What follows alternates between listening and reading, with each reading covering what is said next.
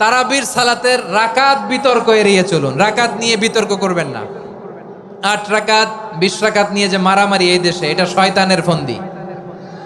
চিল্লায় বলেন, এটা কার ফন্দি? আমরা 20 রাকাত পড়ি, আপনারা হয়তো 8 রাকাত পড়েন, কোনো অসুবিধা নাই। আমরা যারা 20 রাকাত তো আমরা পড়তেছি, আমরা 20 রাকাতের কথাই বলি। 20 রাকাত আমরা পড়বো আজীবন। সৌদি আরবে মক্কা মদিনায় 20 রাকাত পড়ে, কোনো অসুবিধা নাই। অন্যান্য মসজিদগুলো 8 রাকাত পড়ে। এই নিয়ে এদের মধ্যে মারামারি আছে? হ্যাঁ, এই জন্য রাকাত বিতর্ক এড়িয়ে চলবেন। প্রিয় ভাইয়েরা, আপনার আমল আল্লাহর কাছে কবুল হবে সংখ্যার বিচারে না উত্তমতার বিচারে? বলেন তো, সংখ্যার বিচারে না উত্তমতার বিচারে?